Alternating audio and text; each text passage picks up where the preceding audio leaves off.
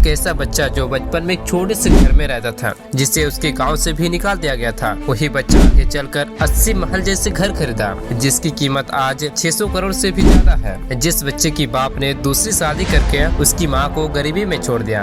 इस बच्चे ने बचपन में कह दिया था कि मैं 100 साल जीऊंगा और 10 लाख डॉलर कमाऊंगा। इस बच्चे ने इतना पैसा कमाया कि उस टाइम पे यूएसए की पूरी जीडीपी का 3% था। हम बात कर रहे हैं जॉन डी रॉकफेलर की, जिसकी उस टाइम की नेटवर्थ 410 बिलियन के बराबर थे। एक वक्त ऐसा भी था जब यह आदमी पूरी अमेरिका की ऑयल सप्लाई का 90% कंट्रोल करता था। एक गरीब परिवार में पैदा हुआ लड़का, जिसके पास रहने के लिए घर नहीं, खाने के लिए खाना नहीं और पहनने के लिए कपड़े नहीं, आखिर सिर्फ 15 साल में ऐसा क्या कर दिखाया कि वो इस दुनिया का सबसे अमीर और पावरफुल आदमी बन जाता है। Tycoon John D. Rockefeller, the world's first billionaire.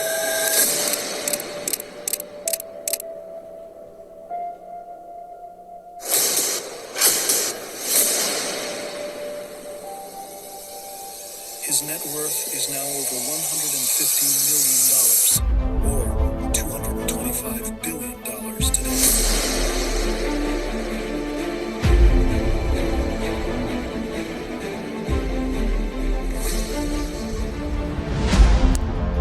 की शुरुआत होती है साल 1839 में, जब जॉन डी रॉकफेलर का जन्म न्यूयॉर्क में एक गरीब परिवार में होता है। जॉन के पिता विलियम रॉकफेलर एक कॉनमैन थे, यानी लोगों को बेवकूफ बनाते थे। वो खुद को डॉक्टर बताकर लोगों को फर्जी दवाई बेचते थे।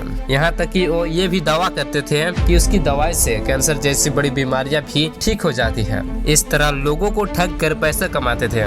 जॉन की डैडी ने दूसरी शादी भी कर ली थी, जिसकी वजह से वो महीनों महीनों तक घर तक नहीं आते थे। जॉन और उसकी माँ के पास से एक वक्त का खाना खाने के लिए भी पैसे नहीं होते थे। यहाँ तक कि जॉन के फादर के ऊपर एक लड़की को सेक्सुअल हरासमेंट करने का भी एलिगेशन था, जिसकी वजह से जॉन और उसकी फैमिली की बहुत बदनामी हुई। मात्र 14 साल की उम्र में ही जॉन को अपना गांव और पढ़ाई छोड़कर दूसरे शहर में शिफ्ट होना पड़ा। जॉन आप समझ चुका था कि उन्हें अपने परिवार को चलाने के लिए पैसे कमाने पड़ेंगे और जॉन जॉब की तलाश में निकल पड़ा। 6 हफ्ते नौकरी ढूंढने के बाद 26 सितंबर 1855 को जॉन को अपनी पहली नौकरी मिली। इससे वो इतना खुश हुआ कि वो 26 सितंबर को हर साल जॉब डे सेलिब्रेट करता था, जिस तरह से लोग अपना बर्थडे सेलिब्रेट करते हैं। उनका काम छोटा था, लेकिन जॉन को बहुत कुछ सीखने को मिलता है कि आखिर एक बिजनेस चलता कैसे है, किन किन चीजों से बिजनेस स्ट्रॉन्ग होता है और कंपटीशन से कैसे डील करना चाहिए। ये सब कुछ जॉन को सीखने को मिलता है। एक टाइम ऐसा भी था जब जॉन $4000 का चेक पकड़कर ये कहा था कि एक वक्त आएगा जब मैं अपने बॉस से भी ज्यादा पैसा कमाऊंगा और अपने बॉस की तरह अमीर बनूंगा।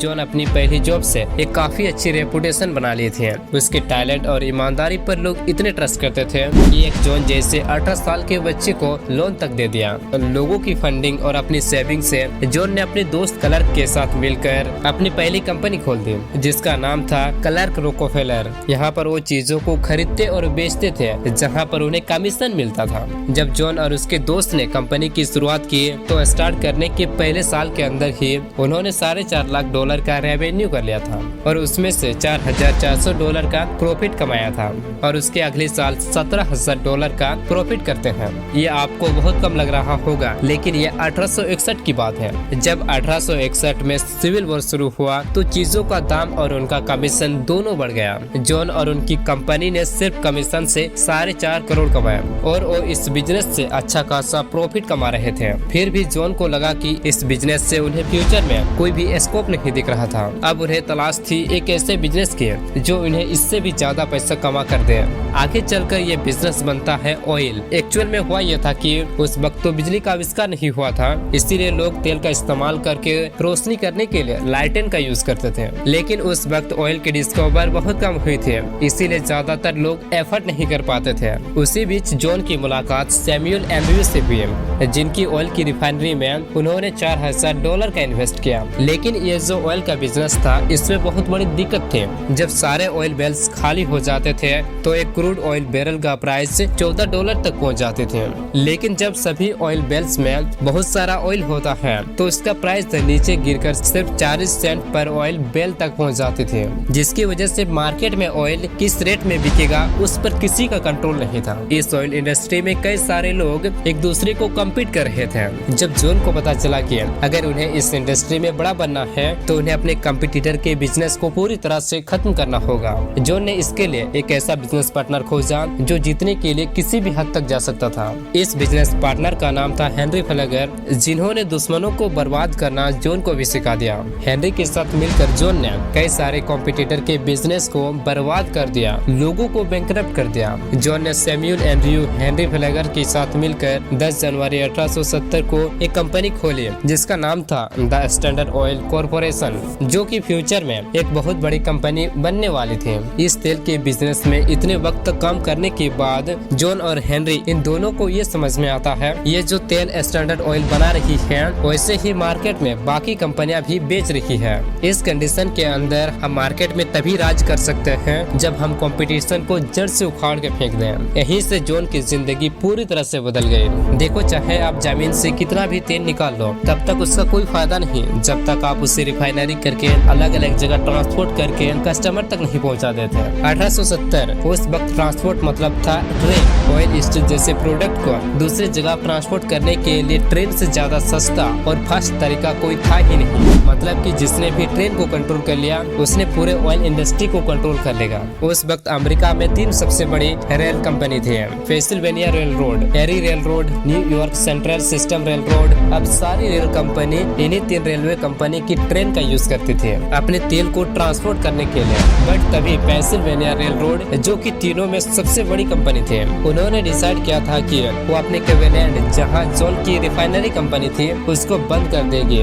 यहाँ उसके प्रॉफिट कम थे। अब क्लीवलैंड से पेंसिल्वेनिया रेल रोड अपनी कंपनी बंद करके जा रही थी तो कई सारी नई रिफाइनरी सेटअप होने वाली थी, वो सेटअप नहीं करते हैं और बाकी की जो रिफाइनरी कंपनी थी वो अपना सेटअप वहाँ बंद कर रही थी। इससे बाकी 2 रेल रोड कंपनियों को झटका लगता है क्योंकि वो कंपनी अभी भी उस जगह काम कर रही थी। यहाँ पर भी जो एक बहुत बड़ी मूव खेलते हैं, वो एरी रेल रोड और न्यूयॉर्क रेल रोड इन दोनों कंपनी के साथ एक डील करती है कि वो अपना सारा तेल इन्हीं 2 कंपनियों के थ्रू ही भेजेगा। यहाँ तक कि वो पहले जितना तेल भेजते थे उससे भी कहीं अधिक तेल भेजवाएगा, लेकिन इस बदले में उसको 75% का डिस्काउंट चाहिए। अब सिचुएशन ऐसी हो गई थी कि ये ना चाहते हुए भी इन दोनों कंपनियों को ये डील मानना पड़ा और जॉन ट्रांसपोर्ट से मिलने वाले डिस्काउंट का इस्तेमाल बाकी के ऑयल कंपनियों को बर्बाद करने के लिए किया। जॉन जानबूझकर अपने ऑयल के प्राइस को कम करने लगा ताकि उनके कॉम्पिटिटर को भी मजबूरी में अपने ऑयल का प्राइस कम करना पड़े। फॉर एग्जाम्पल, मार्केट में ऑयल का प्राइस सिर्फ 10 रुपया होता था तो जॉन उसे 5 रुपये में बेचना शुरू कर देते थे, जिसकी वजह से उसके कॉम्पिटिटर भी तेल का प्राइस 5 रुपया कर देते थे,